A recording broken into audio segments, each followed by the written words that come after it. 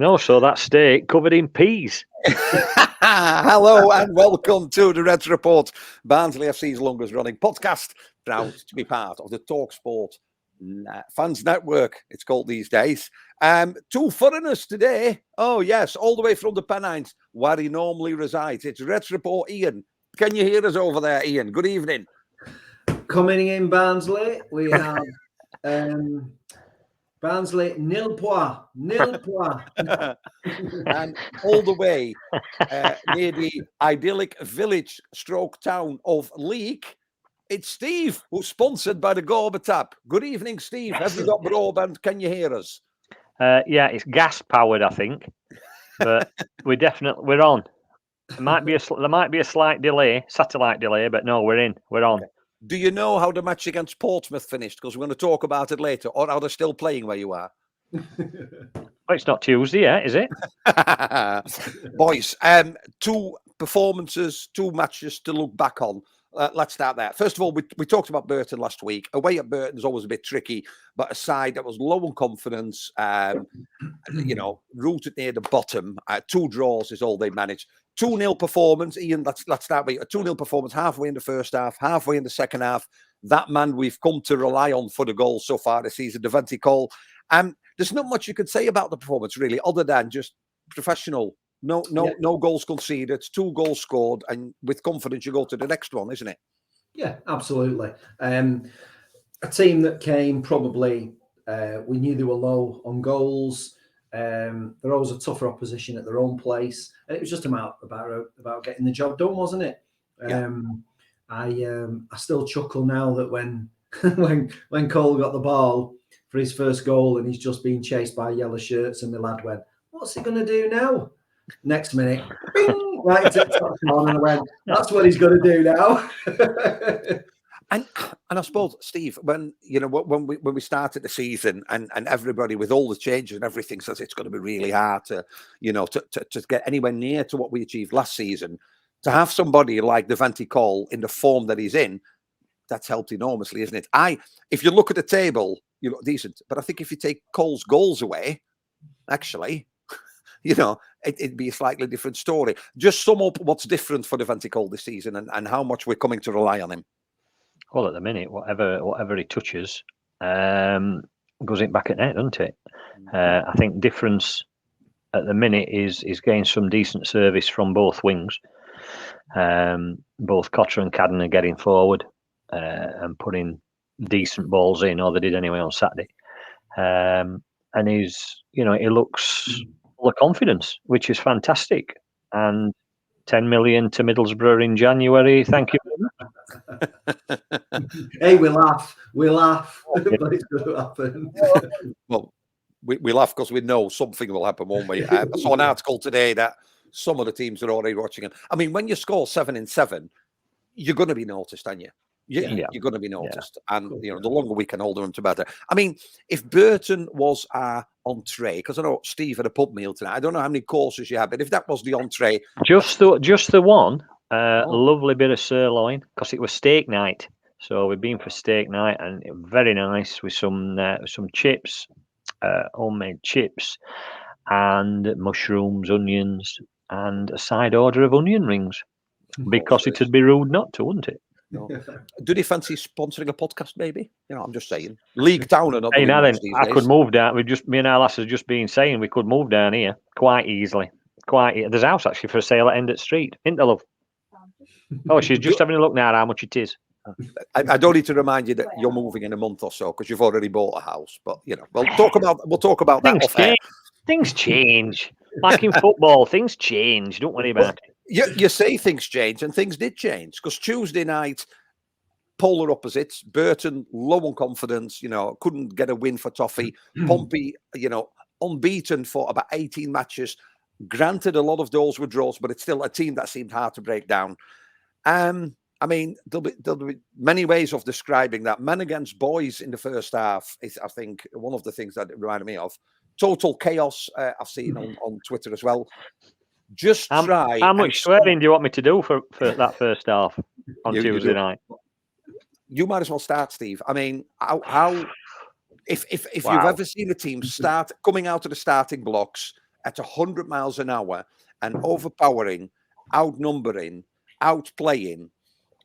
Everything they could do to us, they did. I mean, shambolic, can we call it that first half performance? Where how are you going to even describe it? I think when Roberts came out and took ball off that guy's feet, whether it were a penalty, whether it weren't, Portsmouth had started with confidence. The setup, their manager had set them up absolutely spot on. We looked like kids. I mean, you can't single out one player that was better than anybody else because they were all shocking. It's easier to pick out what mistakes they actually made. But for myself, the main problem for me that first half was our midfield, or the lack of our midfield, because they left back three lads far too open, hung them out to dry for me. I mean, we've said that sometimes strikers don't get the service that they need from our midfield at times, and I think on Tuesday night they were just absolutely nowhere. I know I go on about Phillips. I just don't rate him as a player at all. I've had a conversation with a guy on Twitter this week who said a few things, and you know what? You're wrong, mate. Sorry, Cook. You pick out a game where Phillips has had a good game, and I'm not on about 2 minutes in first half and 3 minutes in second half. Waster a shirt, absolute waster a shirt. I think Russell has been playing really well and looked to be kicking on, but that first half performance is going to have dented his confidence because he was shown to be the player that he is, as in he is really slow, unbelievably so. And Kane still is not doing it. Money we paid for him is still not coming up with what I want to see from £1 million plus midfielder that's supposed to be able to do everything. And at minute, he's either playing it sideways or playing it backwards. So for me, that was the main letdown on for that first half on Tuesday. But they were all poor. They were all poor. Cadden got caught upfield 2 or 3 times, didn't come back, didn't track back. Cotter had a decent-ish game, but again got caught up front too many times. Defensive-wise, it were like watching kids. It were like watching us defending, Carlo, when we used to play. I dare say we were better at times. We'll discuss that later. Ian, it's fair to say that the highlight of the first half was probably a faulty sprinter in front of the East Stand. And that says a lot about our performance in the first half. We talked about nobody was really outstanding. Everybody was almost as bad as each other, But we talk about that midfield again, don't we? Going into the break, you're 3-0 down. What were your thoughts? Because you do, don't you? You're a fan, but you're a bit of a pundit. You say, I take him off, I put him in. We talked about Phillips. I mean, Phillips last season, we probably remember him because he always scores from outside the area. He had a sweet foot and he'd get goals when we were maybe struggling. We're not seeing that, or we're not seeing that yet. What is the problem with the midfield? Is it that everybody goes forward and we're leaving the defence bare naked, so to say? Because then you would presume normally that Russell would sit back and form some part of protection. Where did it go wrong? Because, or was it just Pompey were too good? How did you see it? You've got to give praise to the opposition as well. I mean, we could have gone top with the win, but they've gone top. We always knew it was going to be the acid test, didn't we? Burton and Cheltenham, no disrespect, but they weren't the challenge. They were beatable, and we did professional jobs on them. But Portsmouth was always going to be the acid test. I think it's a bit of everything, like what Steve said. Yes, we can look at missing Luke O'Connell, but it's not solely that. The rest of the midfield, he would normally kind of sit back and be like that quarterback role, where he'd just sit back and protect the back three and then dictate stuff. But you can't put it down to just that. The other midfielders take Connell out of the equation. They're nowhere near the standards that they were last season. Kane is slow, like Steve says, he goes sideways or backwards, or he hasn't got that killer pass. He hasn't got any pace. Russell, yes, we've been praising him. He'd been getting better and better each game, but he turns like a ship.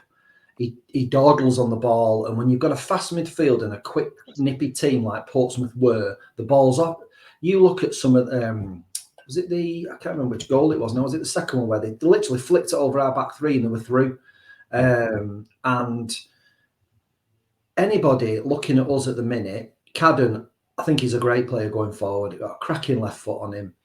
But he did this last season. He gets caught upfield too much. And I think if you're going to beat us, you can go right through the middle of us like a knife through butter, because there's nobody there to put a tackle in. There's nobody there to protect the back three. It's like the gates are wide open. The floodgates for the back three are just left on their own. Can you remember anybody actually winning a header? Well, because that was something that I you're watching game and I were watching game, and we quite a few long balls and high balls, but I can't remember us winning a header at all. Midfield, never. I was going to discuss that because I actually thought that Portsmouth were far better in what Steve refers to as the dark arts. A little shove before jumping for the ball, a little tug at the shirt. I thought that they looked like seasoned professionals, and we were all a bit starstruck and trying to play it nice. I don't think the referee helped, and I think when Cotter, and I'm not going to say, but when Cotter was sort of brought down, he had his back to him. There's a linesman, he daren't do anything, so that's besides the point. But I thought Portsmouth were just better in that physical side of the game as well. Yeah. I think they were. I've said for a long time, really, even like when Ismail was here as well. I think we're too honest. I think we're too honest as a team. But them dark arts that we discussed, probably Norwood was the best one. Nobody else. We don't seem to. Even when we were in the Championship, and you've come up against teams like Cardiff's and the Millwalls, big physical teams who know how to get 60, 70 points in a season in the Championship. They know how to go away from home and manipulate the referee and win the free kicks and slow the game down and get. We've always been too naive, and when we try that, we always get caught out. And I just think we've nobody there who can.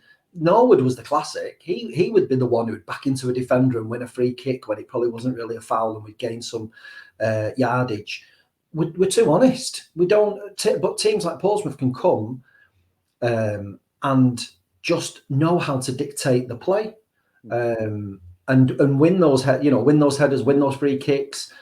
Win those decisions. And I just don't think we have players who can have that dark arts in them. Yeah. Is that an age thing, though, Ian, do you think? Possibly. Because we've got a lot of younger people. I mean, all right, I know we've got a couple. But then you look at, like you say, likes of Kane and Phillips, who have been around block. Kane should be doing it. There's nothing. You get nothing out of them. That feels an opposition breathe on his back and he goes down. I know we don't like it as fans, but you know what I mean? When you're under a bit of pressure, the referee falls for it. Happens against us all the time. If you saw that Phillips came across first half, and it were a very similar challenge to what he got sent off for at Wembley. Because if he'd have made contact with that Portsmouth player, he'd have walked. Yeah. He slid for about 5 yards at near touchline, because I watched him come across and you could see what he were going to do. But the thing is, he'd have had to set off on Monday afternoon to get there. Do you know what I mean? Yeah. But you can see what he's doing. And that, to me, does that come from manager, or is that just, like you say, naivety in player? Yeah. Another thing I want to talk about that, because it's painful, isn't it? You're on a good run. Was it 4 2-0s in a row? Clean sheets, scoring goals. I think I said 2-0 for Saturday against Burton, didn't I? Just thought I'd throw that one in there. Might have to listen back to it last time. I'm sure I said 2-0. Anyway, listen back again and pump our figures up like you normally do. I'm pumping nothing. You calm yourself. I was also worried. Might sound a big word, but if at any time there was a lack of leadership, and there's nothing against Jordan Williams, when you're 3-0 down and you're at home on a Tuesday night, you need a leader on the pitch. And I don't know. I looking at the players, I don't know who I would have chosen, but there wasn't any. I think we've been saying this, haven't we? Yeah, we've said this for a while. We haven't got a leader. Neil Connell, Collins can possibly throw oranges at halftime, and he can change it. He can bring people on, and that obviously made a difference. But there's lack of leadership, and I'm not one for saying he's got it wrong. Jordan Williams is probably he is the longest serving member of the club, footballer. You know, he's But that shouldn't make it an automatic. Just because he's been there longest, don't mean I to know. say that he should get it, is it? But I think is that the reason he got it, because he's never been the most vocal sort of person. So that would mean, well, they go in and obviously changes. I think it's fair to say, well, my personal opinion was I thought when Styles came on, we were a bit more mobile in midfield. Somebody who had a bit of flair was, trying different things, wouldn't take players on. And I thought with Cosgrove, I think we got on their backs a little bit more. I thought the press, I mean, as a striker coming on with 3-0 down, you've got total freedom, haven't you? But I thought him and Cole worked really well in trying to, press them from the back. Your opinions on the changes and did you think it worked? Obviously, Styles scored, but Ian, you go first. What do you think of the changes? Was that what you were wanting? Did you want more? What? Yeah, I think generally the obviously it couldn't get any worse and it had to get better. But 3-0, you're thinking this could be 5 or 6. I think it was the same night that Reading put 9 past Exeter and Wigan scored 7 against Leicester under 21. So you're thinking, crikey, this could be like a cricket score here. But there was a positive reaction, and I would like to think that those players who came off the bench in the second half will be starting on Saturday. I'd like to see a real. We talked about it last week. There's competition for places, and I think after what happened on Tuesday night, some of them players who started should be on the bench, and I think give those like Cosgrove, Dodgson, Styles, these people. These players a chance to go, right, there's a shirt, and make sure it's yours again. I think they should be. I'd like to see it mixing up. O'Keefe, bring O'Keefe in. I've always liked him. Nothing again. I like Cotter, but I think O'Keefe is just a bit more all-rounder, well-rounded. So it did work. We got within a sniff of getting a point, didn't we? Yeah. Steve, we talked about strength in depth. Obviously, like Ian says, these players come on. When you're 3-0 down, I think you can play with a bit of freedom because you might as well try and get a goal rather than conceding another one.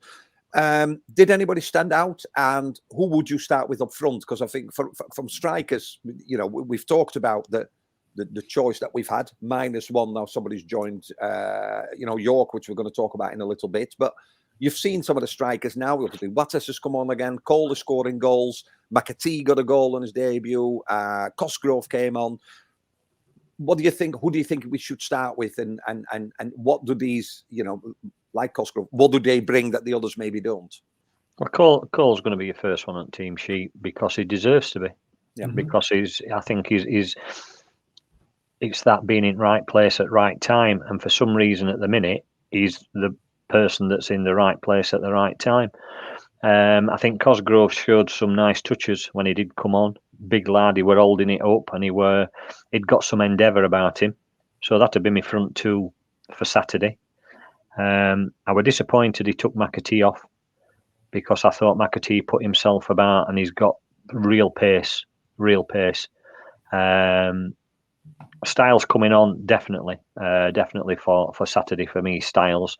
But then I would drop either Phillips or Kane for Styles. We are a second thought, same as McAtee. I'd like to see him play McAtee behind that front two with his pace. He could play in midfield alongside Styles, and then you've just got your holding midfielder. Connell's not fit because he would play, you'd think, in that role.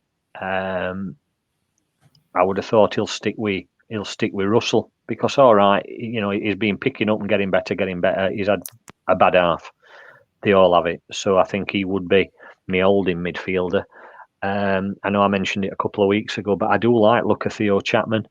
Not necessarily a holding midfielder, but at least when he came on against Grimsby, he showed some endeavour. He showed some passion. He's definitely got some skill. So I think your likes of Phillips and Kane are dropping down order, whether you like it or not, or whether people agree with me or not. I think there's midfielders there. I mean, you've got Benson. We haven't spoke about Benson.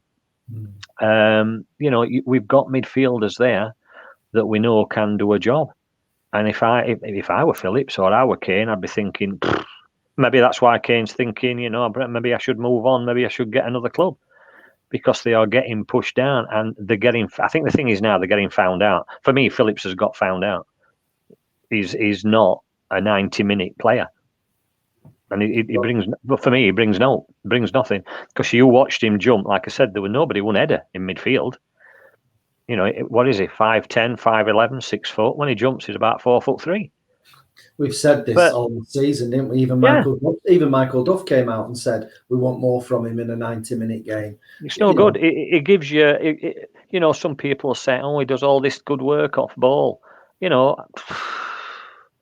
Vicky Stevens, physio, does good work off ball. You know what I mean? And she's sat on bench. It's rubbish. Absolute rubbish. Yeah. He might turn up for 5 or 10 minutes a game, but last few games he's not even been there. What has he brought? It's interesting. Benson wasn't even on the bench, was he, on Tuesday night? No, so, that were an interesting one. Yeah, but no, I'd like to see a bit of a shake-up in a number of positions. Like I say, there's only really Roberts and the back three, and then Cole. The rest of them, perm anyone. I mean, I think your fullbacks, like you said, I think that Dodgson deserves a start, because he looks he's good going forward, same as Cadden, but he can defend. Yeah.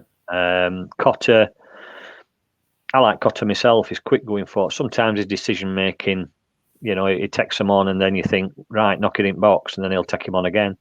Yeah. And then you think, knock it in box, and then he'll take him on again, and you think, for Christ's sake, put the bloody thing in box. And then he loses it. The thing is, his finish was a really, really good finish. Took his time, picked his spot, slid it under keeper. Really good. So that's probably the only dubious one. Do you put O'Keefe in, or do you leave Cotter for another game and see how he comes round? But they've just got to keep going. They've got to keep fighting. It was a shocking first half. Second half weren't much better, but we got back into it and we frightened them. No two ways about that. Yeah. But we've got to get back to winning ways on Saturday. It's all about the reaction, isn't it? I think we're all about the base. Isn't it all about the base? Yeah. But it's funny to think that the first game of the season, you win 7-0, announced promotion. Port Vale are in third. They've learned from, and the first game of the season is, and it's an awkward one, but, they've kicked on, haven't they? They've won 5. We're still one behind. One person not in the running then, Ian, to make it to the bench or, an appearance in the last 10, 15 minutes is Aidan Marsh, who's gone on loan today.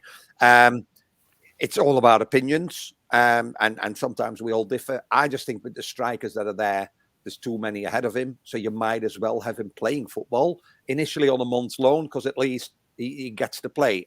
How do you see that, Loma? Because he's had a few.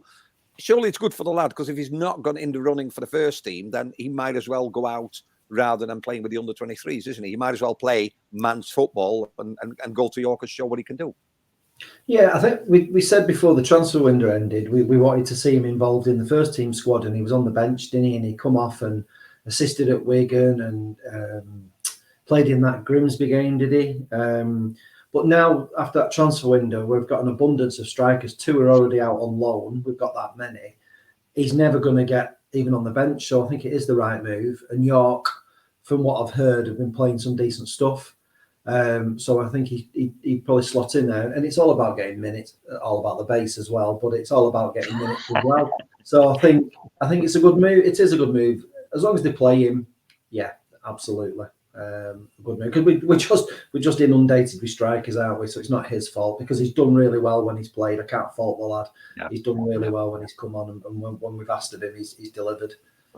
I mean, I had a day from hell at work, but in my break, I'm pretty sure, did another striker went on loan as well today? Seeker's gone to Israel or something like that. Some well-known football club that I've never heard of before in my life. Let's hope he stops over there. That's all I can say. Maybe he'll get kidnapped by ISIS or something like that, and then we don't have to get him back. Remind me to put not suitable for children when I upload this later. We wish him well. We wish him well. No, we don't wish him well at all. Shocking state of affairs. If he plays well, he'll stay there. If it doesn't work out, it comes back. He's like a boomerang. He just keeps coming back every time we throw him out the club. He keeps coming whizzing. The thing is, we're still playing. What's he on? What's he going to be on? Because I bet he's one of the top earners. 8-10 grand a week. Yeah. I think it was more when they were brought in. And we're still paying it. Still paying it. Yeah. And not playing. Steve, you said it earlier. It's all about the reaction, isn't it? Northampton. You look at the table. We're top 10. What is Collins going to say to him? Do we have to do a Portsmouth on them, or do we stick to the plan? And we had a bit of a wobble, or because you don't want to change formation, you don't want to change too much personnel, because he seemed to have a settled 11 to start with. So, is it mind? Is it being mentally ready for that 100 miles an hour storm that might come at you? What does Collins say to the lads as they take to the pitch at 5-3 on Saturday? I think you're right what you say with that. Portsmouth came out at blocks. Ideally, how we'd like Barnsley to start. And, we were like rabbits in headlight. We just fell apart. And that's, to me, partly Collins' fault. And partly Williams' fault, because when you go 1-0 down, you want your manager, you want your captain to get your players back up after so short a time. What you don't want is to go 2-0 down after whatever it were, 8-10 minutes, because that's when wheels really fall off. But it's a blip for me. It's just a blip. Let's not, we're not panicking or out just yet. I think against Northampton, we should. Let's face it, we should be. I don't know what that were, but it's dead. I think it were a mosquito. I wonder I got bit other night. They have mosquitoes in Leeds. What's that all about? Sorry about that. I was doing me David Bellamy then, weren't I? He looks a bit like David Bellamy, to be fair, but that's no. He's got a better beard than me. I think it was a blip. I think he'll pick them up. I think it's an ideal opportunity, like Ian says, to just shake things up a little bit, because same as you're going to get some players who are quite happy because they think they're going to keep that place. But if you've got players like, take your pick, Cadden, Cotter, Phillips, Kane, who think they're comfortable in a position, then all of a sudden, I'm not playing on Saturday, or I'm on bench on Saturday. Maybe that's that kick up backside that they need, and they do need it now and again. I think Collins comes across as the type of manager who wouldn't have held back at half time on Tuesday. I think he will have definitely told them what he thought. But it's that camaraderie, and it's that morale. You've got to keep it up, keep it going. Yeah, I would like to see a couple of changes on Saturday. I don't think he'll make wholesale changes. I really don't, because he doesn't strike me as that sort of bloke. But Northampton, let's be honest. We should be going down there and getting 3 points for me. It's difficult, isn't it, Ian? Because when you have kids and they do something wrong, you learn them. No, you don't do it like this. You do it like that, and you let them try again. Now, if he put them under stairs, put them under stairs for a week. That's what you do with him. Bread and water. Safeguarding. So when you have 11 players and they had a really, really bad match, do you give them the opportunity to prove that they've learned from that, or do you say, actually, I'm going to? It's a choice he has to make, isn't it? Because you can say, no, that's it. You were shocking. You're not. You're on the bench, or do you say, no, actually, you're going to go out there again. You're going to face the fans, and you're going to show that you're better than what you were. What school are you in? Well, this is what he's getting paid the money for, isn't it? This is where he earns his corn. I think you could do either. I suppose you see what the reaction's like in training first. If those lads who are on the bench are doing brilliant in training, you've got the carrot and the stick kind of stuff, haven't you? Some players will need the rocket, and some players will need an arm around them and say, prove it. Again, 90 minutes against Northampton. Like Steve said, I think there'll be a couple of changes, pulling not wholesale, but it's difficult, isn't it? Maybe he had his rant at half time and he's got it out the system, and now it'll be like, right, let's work on Northampton, forget about Portsmouth, clean slate, back at it again. So maybe he had his rant in the dressing room at half time. And you've spoken, haven't you, to the Northampton? What can we expect from Northampton? Because league position, especially still quite early in the season, is not always, an indicator of how good a team are or the threats that they have. So what can we expect from Northampton? I think they'll have a goal. We're coming into town. We'll be one of the bigger teams in the division for them. Be a big game for them. We've not played each other for donkey's years, so I think they'll be up for it. They'll see that result and think they might get something out of it. I think realistically, they'd be quite happy with the best they're probably thinking is a point, to be honest, because they see us and see our squad, and compared to them, they're expecting a tough afternoon, really. But you just never know, do you? Depends how we react. But I think it's one of them that, a bit like when we went to Cheltenham, on paper it looked an away win, but you've just got to be professional, because in this league you could go and trip up anywhere. And I think the last thing we need is to be dropping points at Northampton. So I think it'll be a tough game, but I think it's certainly a winnable game for us. I think it's interesting what you said there, Carlo, about do you give these people a chance to sort of redeem themselves? But there's a couple of players in that team for me that have been given chance after chance after chance after chance, and they're still not coming up with goods. Some you're playing with 10 men. Yeah. And to me, he either needs a big rocket, or they need dropping. Let's get somebody else in that's going to do the job, and hopefully do the job better.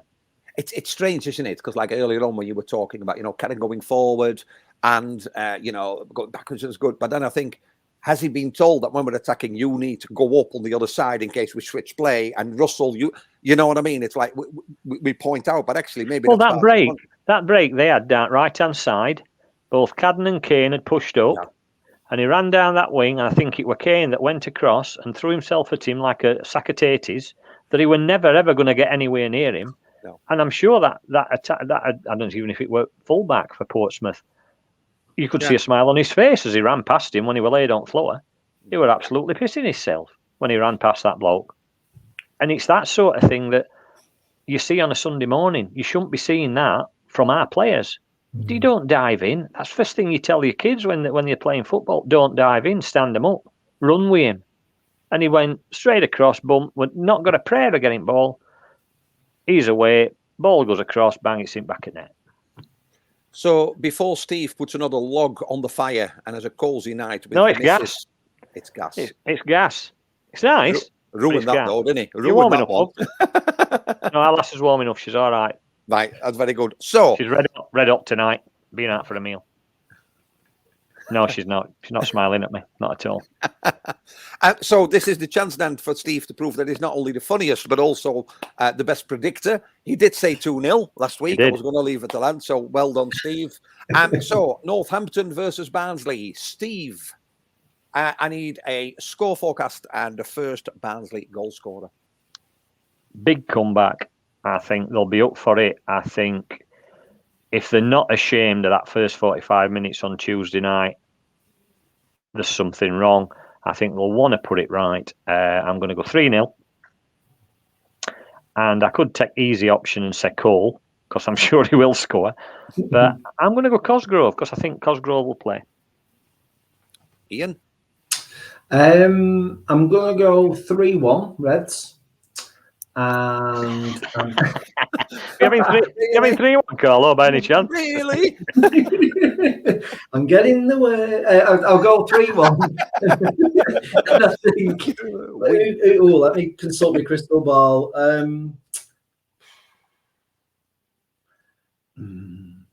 Cadden. Oh. Yeah, what am I reading? Oh dear. Right. So anyway, moving on. I've decided that every single match from now on till the end of the season, my prediction is going to be 3-1. That's what Addersley Reds do. They put money on it and they make a fair bit over the season. So I'm thinking 3-1. Now, goal scorer, I thought Cadden, because I think he's due. I'll tell you, I'll surprise you all. Phillips. Anyway, you've been listening to that. I hope he does. I hope he does. I hope he does score. But if he scores, you know it'll be a 30-yarder. Yeah, but I'd be disappointed if he plays. Yeah. I'll be disappointed if he starts. I really will. It'll be interesting. 3 o'clock kickoff Saturday, Barnsley away at Northampton Town. We'll be back next week. Steve will be back at home. Yeah. Ian will be where he always is. Back at work. I've not been working this week, by the way. I meant to tell you. I didn't know if you knew. And whilst we're on any golf this week, or is it purely dog walking? Oh no, purely. How's the days been filled? Oh, purely doing not a great deal at all. It's like being at work, isn't it? Actually, yeah, it is. Funnily enough, there's a pub 25 yards from front door at Cottage, which is very nice and very hospitable. So yeah, I've been drinking Sir Philip. Can't remember the name of brewer, but Sir Philip, which were very nice. So no, that's it. I've done bugger all, to be quite honest. So yeah, normal week at work. Ian, back next week. Are you talking at all to our next opponent, the podcast, to give us a bit of insight on how they feel about playing Barnsley next? Yes. So their podcast will be out Friday.